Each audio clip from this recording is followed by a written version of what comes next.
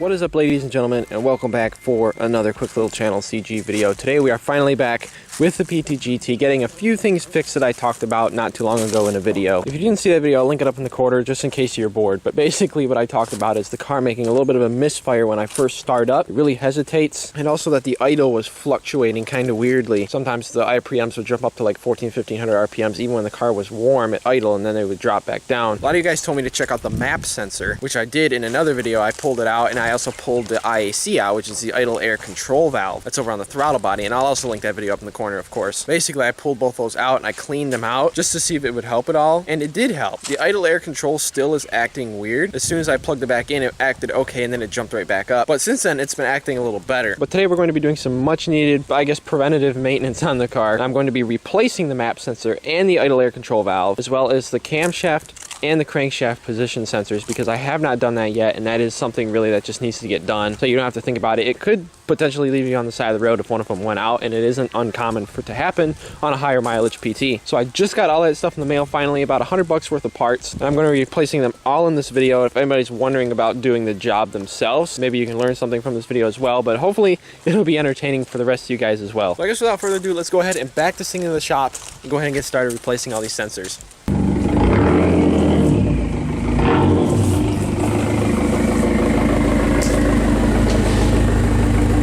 Start things off, let's take a look at our new parts that we got here. I got the idle air control valve here. I think this is the map sensor, and then this is the cam position sensor. And this right here is our crank position sensor. These two, as you can see, I got from Standard Motor Products, and I got this from Dorman. A lot of people said that you should try to go with like OEM or whatever sensors and stuff like that because they just work better and they're less apt to fail. But I went with all aftermarket stuff because, well, for one thing, it was a lot cheaper and I was able to get them a lot quicker. So we'll see how it goes. If I have any problems with them again in the future, I'll try going with OEM stuff. But I don't doubt that this stuff is going to take care of our problems and it'll work just fine for the life of the car. Basically, this is the map sensor right here. It literally just unplugs, and then these two little corkscrews are probably like a T20. This right up here is the idle air control valve, and it's literally just one Torx bit, and it unplugs and it comes out of the back of the throttle body here. You can see there's the Torx screw right there. The cam position sensor is this little thing right down here. There is a line that's kind of in the way for the turbo, but it's not going to be the end of the world. Just going to be a little bit of a pain to reach the two screws that hold it in, at least this one, but the rubber can probably be moved enough. We can get it off and then unplug it and it slips right out. However, the crank position sensor is way down in here. I think it's directly below the starter, but I'm not 100% sure yet. We'll talk more about that later on in the video, but for now, let's go ahead and get started on these sensors. I'm going to go ahead and replace this and this first, and then we'll go to this. All right, let's unplug that really quick. Screw one, screw number two, and here is our old map sensor. And here's our brand new one. Looks a little bit better. Let's go ahead and pop that thing in there.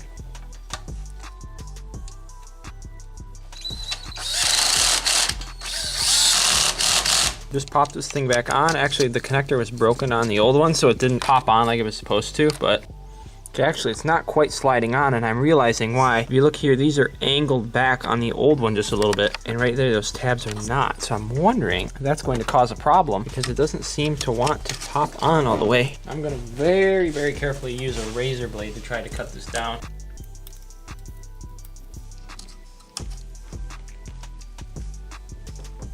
Pretty sure that clicked on that time. If not, we might have to trim it a little bit, but I guess that's why they said not to get aftermarket ones to get OEM sensors. Either way, still not the end of the world. So now we can go ahead and move on to the IAC, which again is just one Torx bolt and it literally just comes right out.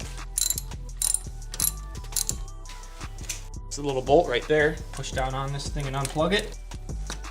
All right, this thing takes a little wiggling to get to come out, but it does come out. There's the old one, and that's even after I cleaned it up. It still looks pretty bad. The rubber seal's a little messed up on it too. This is definitely gonna do a little better in there. Get it in there as snug as we can, but I'm gonna have to use the bolt to really tighten it down in there. All right, plug the connector back in real quick. Slide the little locking thing back in, and now that's done. And the cam position sensor, you can see right there. I just got to thinking, if you don't have an intake like me, you probably are going to need to remove your air box if you're still running the stock air box. Me, I have a K&N intake, and I was able to just pull this filter off really quickly and easily, and I have access. I can easily get to these bolts. They're two 8mm bolts. I'm just going to use like a normal extension, and we should be able to get them off with no problem. Just like I was hoping, we are able to flex that rubber hose for the turbo oil line out of the way just enough that we can get to it.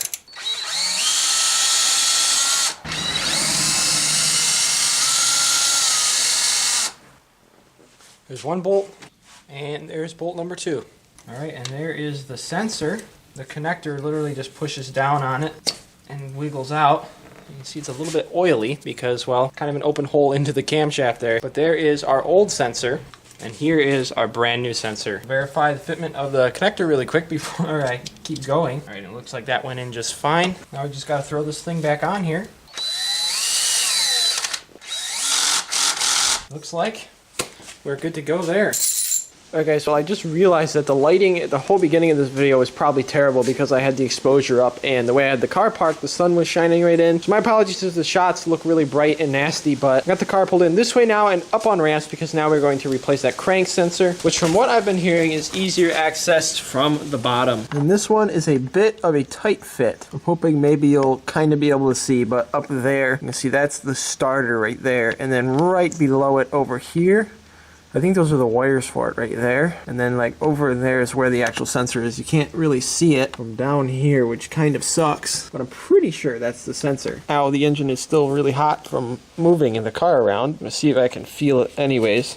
Well, I stuck my phone up in there so that I could get a view of it, and I'll overlay the footage now, but basically you can kind of see where it is there. It's directly below the starter, and you can really only feel it with your fingers. The way I'm going to be getting it out is with this little 1/4-inch drive socket and a little deep dish 8mm, because it is indeed an 8mm nut. So hopefully this will fit up in there just right and we can get it out. But it is going to definitely be a pain, especially to put it in. Also, I know it's dark out now. I had stuff to do, don't worry about it. And I can feel it getting colder very quickly, so let's go ahead and knock the sensor out and get it done. Then we can finally test everything out and see how the car's running now with everything all taken care of. Okay, I think we're on it. All right, we broke it loose. That's good. All right, we got the screw out. There it is, ladies and gentlemen. That thing is a pain to reach. I just realized probably all you can see is the top of my head. There you go. Maybe you can see a little more now. You should be able to wiggle this thing out of here now.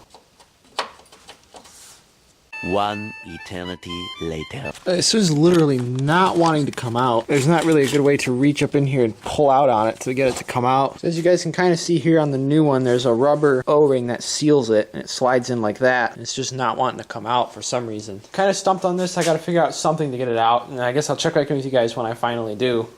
2,000 years later. Alright guys, well I have been trying for quite a while now in complete vain to try to remove that dang crank position sensor. I finally just put the bolt back in and I said screw it for now because I cannot get that thing to come out. Basically what happens is over time some junk gets built up in there and it corrodes a little bit of rust, a little bit of this and that kind of fun stuff. It'll cause that thing to get really, really stuck in there to the point where I could not get it to come out with anything. I used a screwdriver to get up in there. I couldn't even get it to twist side to side. A lot of people said they could get it to twist, but they couldn't get it to actually pull out. So they would like spray it with PB Blaster and keep twisting it and messing with it, and eventually it would come out. But I couldn't even barely get mine to turn at all, so I just said the heck with it for now. I put the bolt back in, and when things are taken a little bit more apart and I'm maybe replacing something else up in there and I have to take a bunch of stuff off, then we'll get to it and get that done because I have the sensor already. But for this video, unfortunately, we're not going to be able to get that done. What a lot of people said when they were in a similar situation is that they removed the starter, which is down here in the front. And I actually started to attempt to do that. I removed the battery and the air filter, got those out of the way, and I removed the top bolt. There's 2 bolts in the starter, the top and the bottom, and the bottom bolt you have to get it up under the car. And I could not get a wrench on it right to be able to break it loose. A lot of people said that you have to remove this giant bracket. I don't know whether it's like a motor or transmission mount or what, but I was not in for that. It's getting cold out and this really isn't something that needs to get replaced. So for now guys, I think there's only one thing left to do,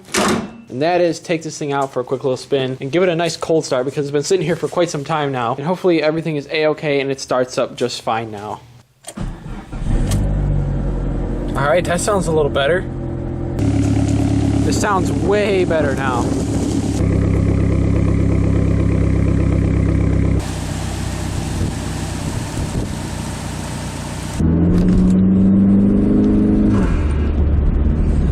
Well guys, it started. that's something. So already just starting the car up from a cold start, it sounds way better. The idle isn't doing anything weird, which on a day like today, it probably would have. It's really cold out and damp, so it's already sounding a lot better, which is awesome. It's nice doing preventative maintenance and everything, but when it actually fixes something when you do it, it's really nice. It's so satisfying. And it definitely looked like it helped it because the car seems a lot more responsive in general now. There's a bump. Go up, slow down for the bump. Oh, okay, that wasn't too bad. But anyways, I guess that's about all I have to say for this video. Got what we almost came here to do done, even though we weren't able to complete the crank sensor, which really sucks. I didn't realize how cramped that was up in there and how bad of a job that was going to be. Oh, here's another bump. Ooh, that hurt a little bit. At least we know now, and probably in the future I will make another video on that and make it specifically on that because it looks like it could take a little bit to get that done.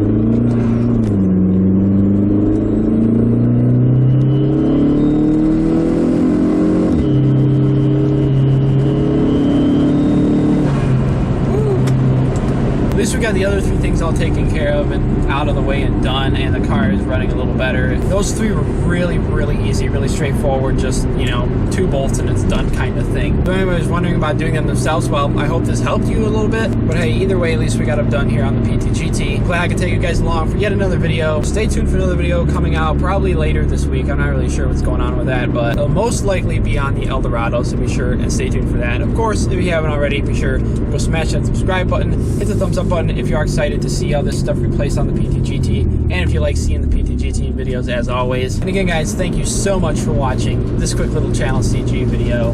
You rock. God bless you guys, and I will see you in the next one.